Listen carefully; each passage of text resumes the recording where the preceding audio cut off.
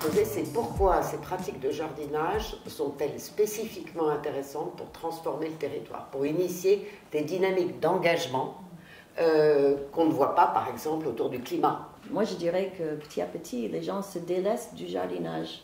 Au début, pendant plusieurs années, les familles ou les individus pouvaient avoir des parcelles individuelles. C'est plus le cas depuis qu'on s'est sédentarisé. Et les familles qui s'installent maintenant, qui adhèrent à l'association, sont de plus en plus individualistes, mais aussi sont débordés par leur travail et leur vie familiale. Ils n'ont pas de temps. Nous, on continue à œuvrer avec nos missions premières, c'est-à-dire végétaliser le quartier et créer du lien social.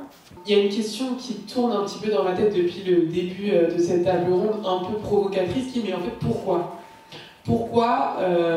jardiner? Pourquoi faire ça? Pourquoi ces initiatives? J'ai plein de réponses bien évidemment à cette question, mais je pense aussi, alors peut-être que vous avez pu le faire, vous parlez de porte à porte, etc.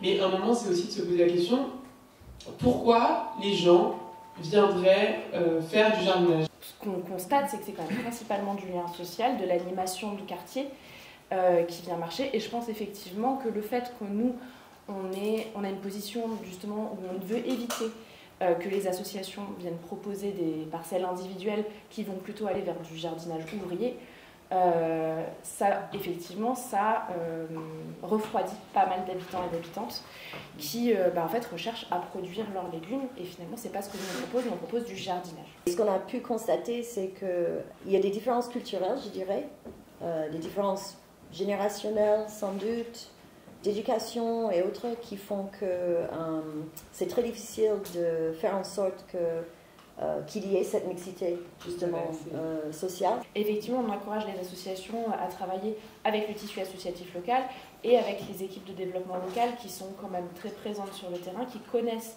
les différents acteurs du territoire et les habitants et les habitantes.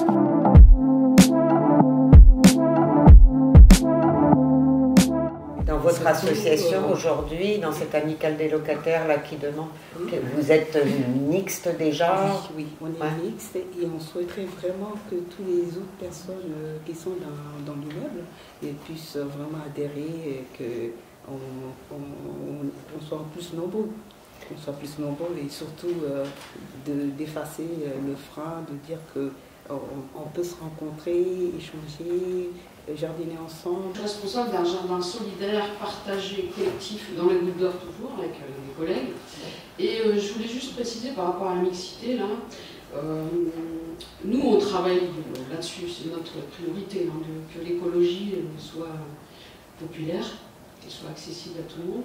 Et en fait, nous on travaille depuis 15 ans maintenant dans ce jardin, à l'intérieur d'une résidence Paris Habitat, et qu'on va chercher des gens et que c'est un travail à plein temps.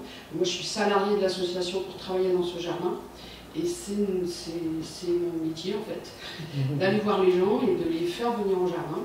L'initiative de la ville ou des gouvernements qui décident de végétaliser l'espace public, c'est une super initiative, mais je trouve qu'il y a un énorme retard dans la redistribution de l'espace public aux citoyens. C'est-à-dire qu'en fait, la seule solution pour moi de végétaliser la ville, c'est de responsabiliser tous les citoyens et de leur offrir l'espace public avec peut-être un référent par quartier qui organiserait tout cela de façon organisée, parce que c'est vrai que c'est assez complexe.